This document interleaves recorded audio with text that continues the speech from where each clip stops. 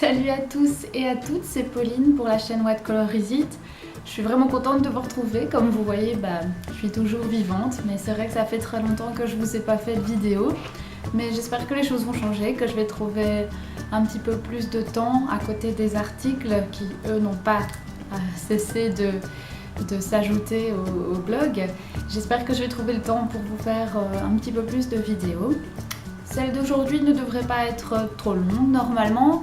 C'est une vidéo un peu spéciale. J'avais un peu peur de la faire, c'est vrai, parce que je me disais ils le savent peut-être ou ils le savent pas, enfin je savais pas trop. Mais je me suis dit que j'allais faire un petit point sur les différents types d'ombres à paupières et celles qui sont peut-être le plus facile à porter pour des personnes déficientes visuelles. Moi, mon but, c'est d'essayer de vous faciliter la tâche et j'espère que ça sera le cas avec cette petite présentation. Alors, pour commencer, donc, il y aura les ombres à paupières en palette compacte, comme celle-ci. Donc pour ceux qui peuvent le voir, c'est la palette The Nude de Maybelline, celle-ci. Elle ressemble, je vais dire, c'est un peu le même format que toutes les palettes que je présente sur le blog What Color Is It. Donc ce sont des fards à paupières qui sont poudrés, c'est de la poudre, mais c'est quelque chose de compact. On peut facilement aller les chercher avec les doigts et les appliquer directement sur les paupières. C'est quand même un format que je conseille parce que dans les palettes il y a souvent des couleurs claires, des couleurs foncées et donc il n'y a qu'à se servir. Je vous conseille de prendre avec votre doigt une couleur claire, souvent un blanc ou un beige ou un rose très clair, de l'appliquer avec votre annulaire sur votre paupière, comme ceci pour ceux qui peuvent me voir, parce que l'annulaire c'est le doigt qui appuie le moins fort. C'est le doigt qui a le moins de force, donc vous ne risquez pas de vous faire mal, de vous blesser.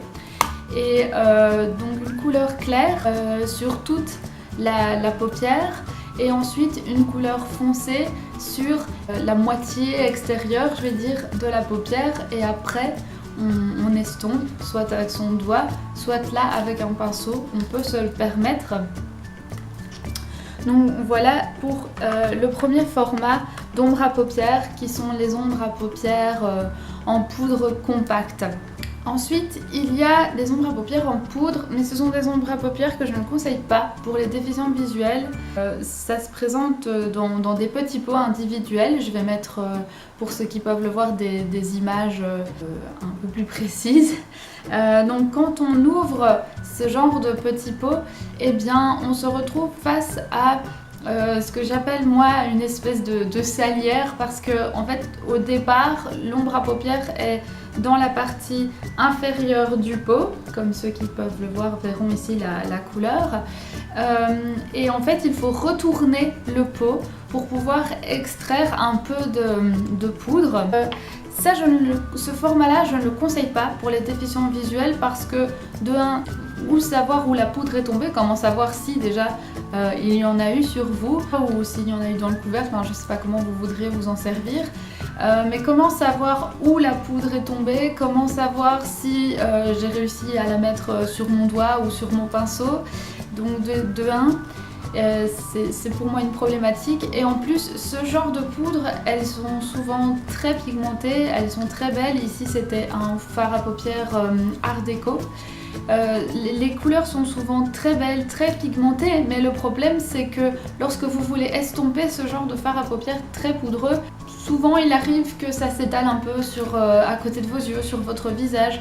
Et donc en tant que déficient visuel, si vous ne savez pas s'il y a eu des chutes, si vous ne savez pas l'enlever, ça peut poser problème. Et le but ici c'est de pouvoir vous débrouiller toute seule.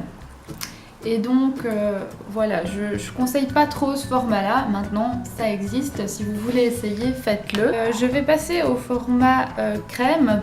Donc il y a les ombres à paupières en crème. Ici c'est une ombre à paupières dorée de chez Make Up For Ever.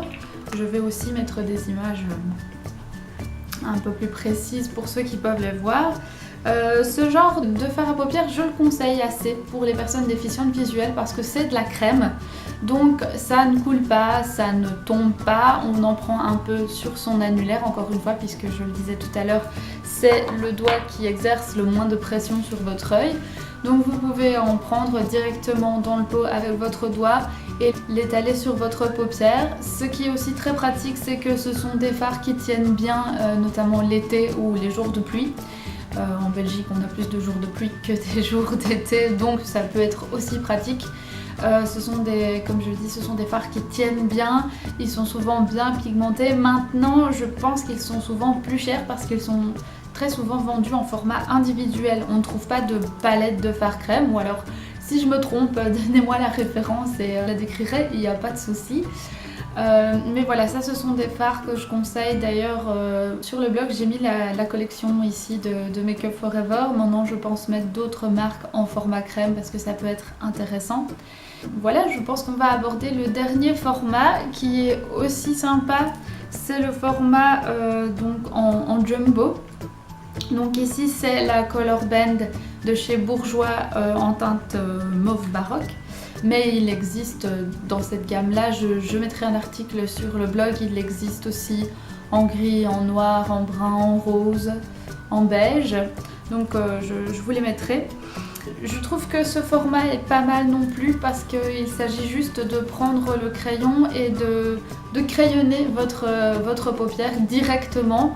Donc là non plus, il n'y a pas de chute. Là non plus, ça ne coule pas, je vais dire. Je l'ai essayé tout à l'heure, je l'avais mis sur ma main et puis je me suis lavé les mains et j'ai bien frotté et tout pour essayer de l'enlever. Il y en avait encore dessus, donc niveau tenue, je pense que ça peut être pas mal, notamment pour les jours de pluie, etc.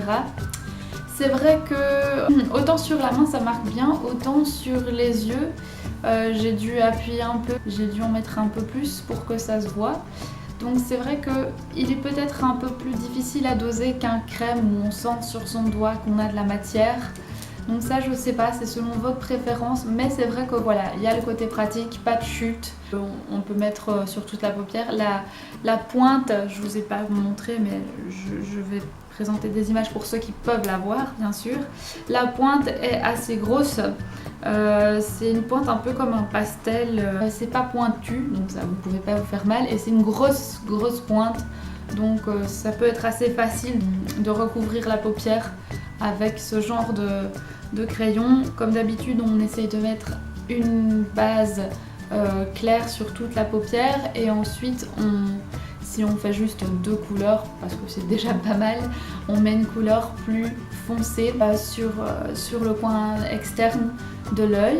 Je sais pas si ça vous intéresse, j'aimerais bien que vous me disiez, si vous avez regardé cette vidéo, j'aimerais bien que vous me disiez si ça vous intéresse que je vous présente des combinaisons de couleurs pour pouvoir faire justement des maquillages simples à deux couleurs, si ça vous intéresse de savoir soit en général, soit sur une palette bien précise que vous avez peut-être achetée, quelles sont les combinaisons de couleurs qui vont ensemble, pour ne pas vous tromper dans les accords, 2, 3 couleurs, je sais pas, dites-moi, ça me ferait plaisir d'avoir un petit peu votre avis, vos retours, parce que oui, je manque pas d'idées, mais c'est toujours mieux si je peux en plus vous faire plaisir et répondre à vos attentes. Donc voilà, je pense que cette vidéo est terminée. J'espère qu'elle vous a intéressé, qu'elle vous a aidé peut-être dans le choix de vos futurs achats. Si vous avez besoin d'autres références parce que vous préférez d'autres marques que celles que j'ai présentées pour raisons financières ou pour raisons personnelles, juste de goût, dites-moi, on cherchera ensemble si quelque chose peut vous convenir. Voilà, n'hésitez pas à vous abonner si vous tombez ici par hasard, si vous trouvez ça intéressant, si vous êtes déficient visuel ou si vous avez des personnes déficientes visuelles dans votre entourage. N'hésitez pas à me rejoindre sur le blog, sur les réseaux sociaux, tout est dans la barre d'informations. Et voilà, je vous remercie d'avoir regardé cette vidéo, je vous souhaite une bonne journée, soirée, nuit, je ne sais pas. Et je vous dis à tout bientôt, bye bye.